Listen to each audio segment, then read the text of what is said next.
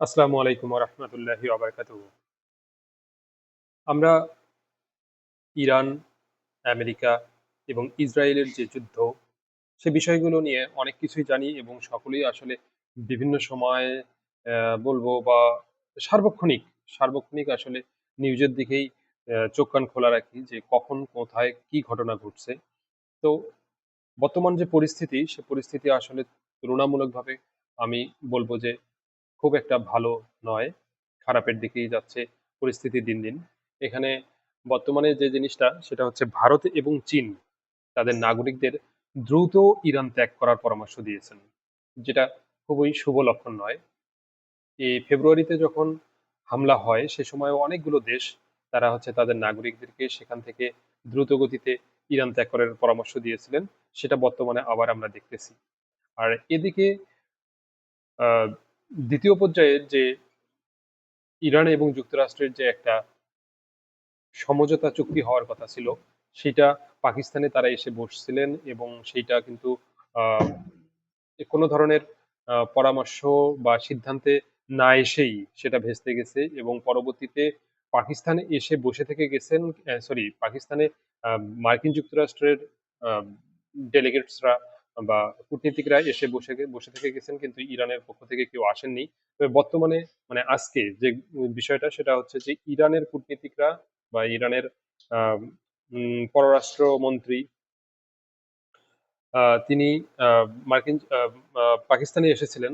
পাকিস্তানে আসার পর সেখানে পাকিস্তানের কর্মকর্তাদের সঙ্গে সাক্ষাৎ করেছেন, তাদের সঙ্গে বিভিন্ন ধরনের কথাবার্তা বলেছেন।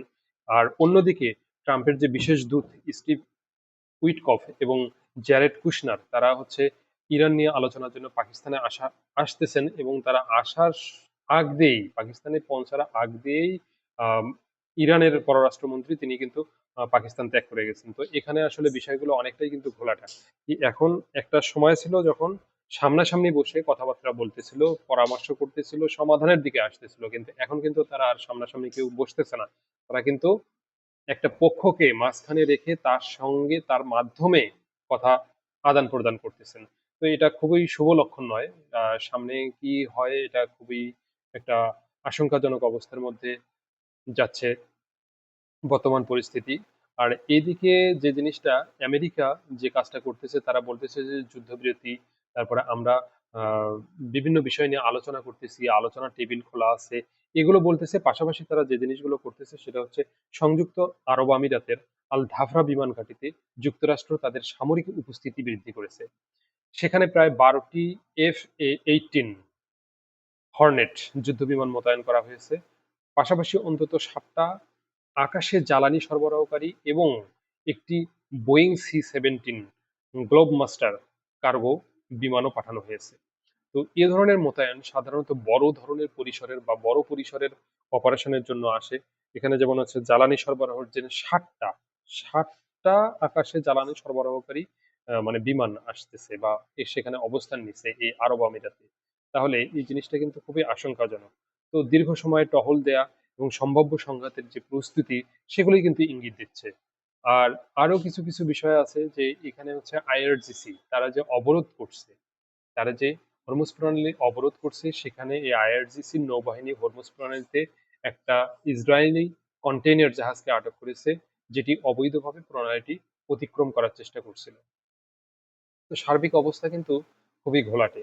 তো এই অবস্থার মধ্যে দিয়ে সামনে কি হবে বোঝা বড় দায়। তো আমাদের সবাইকে আসলে প্রস্তুত নিয়ে থাকতে হবে সকল ধরনের সম্ভাবনার জন্য। সেটা হতে পারে যে আমাদের একটা শান্তি চুক্তি হতে পারে, সবাই অনেক বেশি আমরা আনন্দিত হব, অনেক বেশি খুশি হব এবং আমাদের জীবনযাত্রার মান উন্নত হবে। আর অন্যদিকে আরেকটা যেটা হতে পারে সেটা যে বড় ধরনের ডিভাস্টেশন, যেটা পুরো বিশ্বটাকে একটা অন্ধকারের মধ্যে ছেয়ে দিবে। তো এদিকে হরমুজ প্রণালীতে আবার একটা সম্ভাব্য অভিযানের প্রস্তুতি হিসাবে জার্মানি ভূমধ্যসাগরে নৌজাহাজ পাঠাবে। এই মোতায়েন জার্মান সংসদের অনুমোদনের উপর নির্ভরশীল, কিন্তু সময় বাঁচাতে জাহাজগুলোকে আগেভাগে প্রস্তুত রাখা হচ্ছে। তাহলে এখানে একটা জিনিস দেখেন যে হরমুজ প্রণালীতে একটা সম্ভাব্য অভিযান হবে, সেই অভিযানের জন্য জার্মানি ভূমধ্যসাগরে নৌজাহাজ পাঠাবে। তাহলে আমরা যে বলতেছি যে না, যুদ্ধ সামনে লাগবে না, যুদ্ধ লাগার সার্বিক প্রস্তুতি নিয়ে কিন্তু মার্কিন যুক্তরাষ্ট্র এবার মাঠে নামতেছে। তো এখানে তারা যে মাঠে নামতেছে, আমরা জানি না কি হবে। তবে ইরান, তারাও কিন্তু সর্বদাই বলতেছে যে আমরা প্রস্তুত আছি, যে কোনো ধরনের প্রতিরোধের জন্য আমরা প্রস্তুত আছি, যে কোনো ধরনের আক্রমণ ঠেকাতে আমরা প্রস্তুত আছি।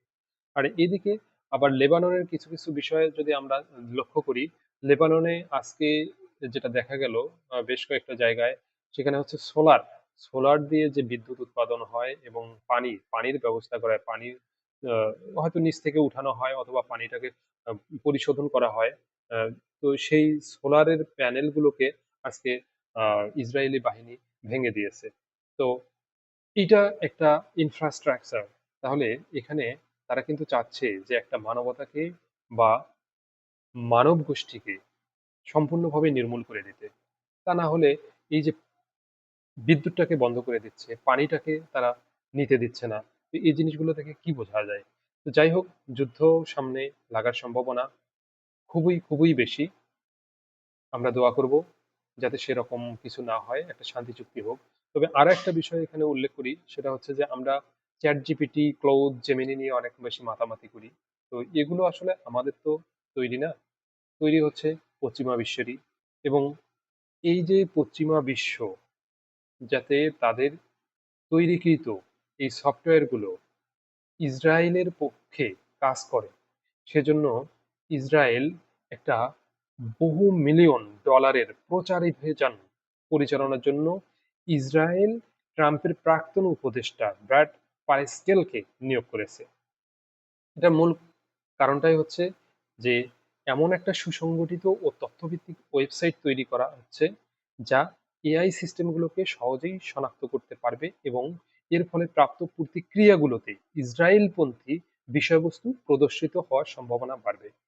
মানে ইসরায়েল নিয়ে কেউ ধরেন কোনো ধরনের কটাক্ষ করে একটা জানতে চাইলো যে ইসরায়েল মানবতা বিরোধী কাজ করতেছে, ইসরায়েল খুবই খারাপ, কিন্তু সফটওয়্যারটা এমন ভাবে তৈরি করা হবে যেখানে সফটওয়্যারটা পাল্টা অ্যান্সার হিসেবে ইসরায়েলের সাফাই গাবে।